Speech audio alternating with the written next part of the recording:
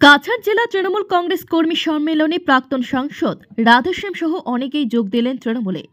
সোমবার শিলচর রাজীব ভবনে তৃণমূল কংগ্রেসের কর্মী সম্মেলন অনুষ্ঠিত হয়। তৃণমূল কংগ্রেস কর্মী সম্মেলনে প্রচুর তৃণমূল কংগ্রেস কর্মীরা অংশগ্রহণ করেন। তৃণমূল কংগ্রেস কর্মী সম্মেলনে করিমগঞ্জে প্রাক্তন সাংসদ রাধেশ্যাম বিশ্বাস সহ বিভিন্ন দলের কর্মীরা তৃণমূল কংগ্রেসে যোগদান করেন। বক্তব্য রাখতে গিয়ে তৃণমূল কংগ্রেস নেত্রী সুস্মিতা দেব বলেন, মমতা বন্দ্যোপাধ্যায়ের নির্দেশে দলের কাজ এগিয়ে নিয়ে যাবেন এবং সবসময় জনগণের স্বার্থে কাজ করবেন। তারা আরও বলেন, মোদী সরকার আসার পরে বেকার সমস্যা বেড়ে যায় এবং মোদী সরকার কতজনকে চাকরি দিয়েছে। সরকার বলেছিল বছরে 2 কোটি চাকরি দেবে, আজকের দিনে চাকরি কোথায়? এবং বিজেপি সরকার শাসনে মূল্য বৃদ্ধি আকাশ ছোঁয়া এবং যে গ্যাস সিলিন্ডারের দাম 400 টাকা ছিল তা আজ দিনে 1100 টাকা হয়েছে। এই হলো বিজেপি সরকারের উন্নয়ন।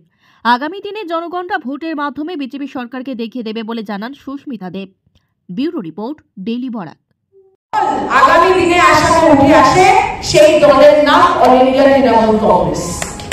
আমাদের সভাপতি রিপুন তোরাজি যেভাবে আসামের বিভিন্ন জেলাতে পরিশ্রম করছেন, আপনারা দেখতে পাবেন আগামী দিন মানুষের আস্থা তৃণমূল কংগ্রেসের উপরে আরো বাড়বে। আজকে আমি আপনাদেরকে প্রশ্ন করতে চাই যে যখন রিপুন তোরাজি কংগ্রেসে ছিলেন, যখন ওনার রাজ্যসভার নির্বাচন হলো, সেই নির্বাচনে ক্রস ভোটিং কে করত? তৃণমূলের তো কোনো এমএলএ ছিল না। কারা ক্রস ভোটিং করেছে? এই বিজেপি আর ইউডিএফ এর এমএলএরা ক্রস ভোটিং করেছে। যখন রাষ্ট্রপতি মুর্মুজি নির্বাচন আসলো, আমরা কি দেখতে পারলাম যে মুর্মুজি নির্বাচনে ক্রস ভোটিং হলো। তখন তৃণমূল কংগ্রেসের কোনো এমএলএ তো আসামে ছিল না। কাদের এমএলএ ছিল? কংগ্রেসের এমএলএ ছিল, ইউডিএফ এর এমএলএ ছিল। কারা ক্রস ভোটিং করলো? আপনারা দেখেছেন যে দুবার ক্রস ভোটিং এর পরে কংগ্রেস দল কি কোনো অ্যাকশন নিয়েছে কোনো এমএলএর বিরুদ্ধে? আজ পর্যন্ত নেই। এই যে কমলাক্ষ বাবু রোজ টেলিভিশন খুললে কংগ্রেসের সমালোচনা করছেন এবং মুখ্যমন্ত্রীর প্রশংসা করছেন, আজকে একটা জাতীয় দল, 135 বছর পুরানো দল এই একজন এমএলএ কে সাসপেন্ড করতে পারছে। আমি রাধেশ্যাম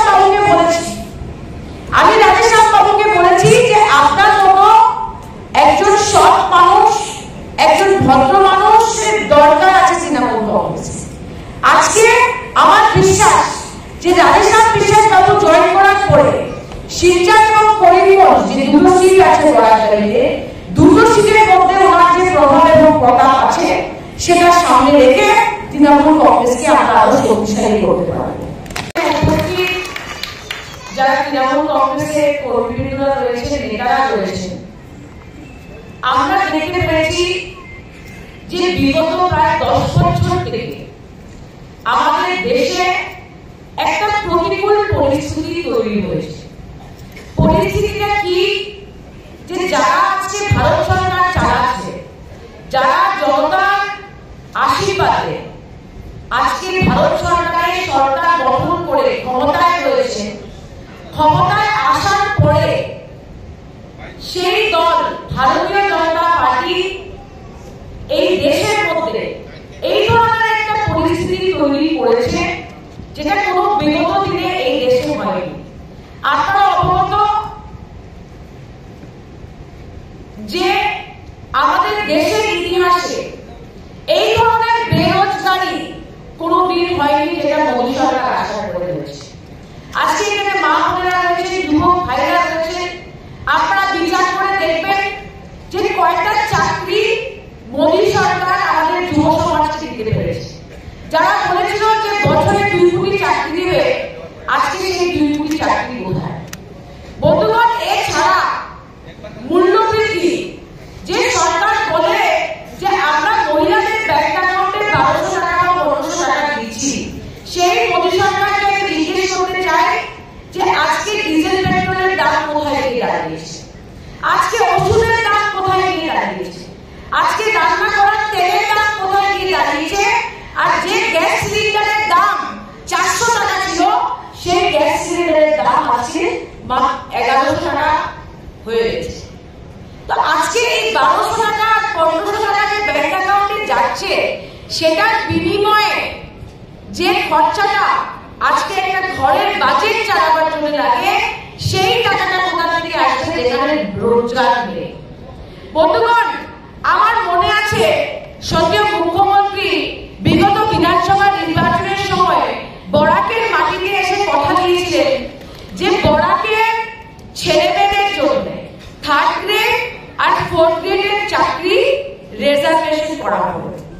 কিন্তু আমরা কি দেখতে পেরেছি যে রিজার্ভেশন যেদিন বিজেপির সরকার গঠন হলো এবং আসামে বিজেপির সরকার পাওয়ারে আসলো, ঠিক 1 বছরের মধ্যে সেই নেতা ডক্টর হেমন্ত বিশ্ব শর্মা শিলচরে এসে ঘোষণা করলেন যে কোন রকমের আরক্ষণ বা রিজার্ভেশন বরাকের ছেলেমেয়েদের চাকরির জন্য সম্ভব নয়।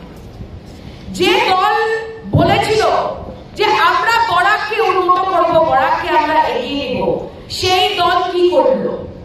এই যে ইতিমধ্যে অগস্ট মাসে আমরা দেখতে পেরেছি যে ডিলিমিটেশন হয়েছে, সেই ডিলিমিটেশনের মধ্যে আমরা দেখতে পেরেছি যে বরাকের সঙ্গে আবার বঞ্চনা হয়েছে।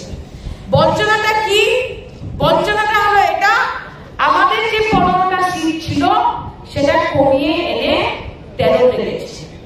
তো বন্ধুগণ, আজকে বরাক উপত্যকার যুব সমাজের জন্য কোনো চাকরি নেই। আজকে বরাক উপত্যকায় যেখানে পপুলেশন বাড়ছে, জনসংখ্যা বাড়ছে, সেখানে আমাদের সিট কমছে, কিন্তু ভাষণের সময় দেখলে মনে হয় যে ভারতীয় জনতা পার্টি সবকিছু বরাককে দিচ্ছে। আজকে আপনারা বিচার করে দেখবেন, যে একটা মিডল ক্লাস ফ্যামিলি, মধ্যবিত্তের ফ্যামিলি বা লো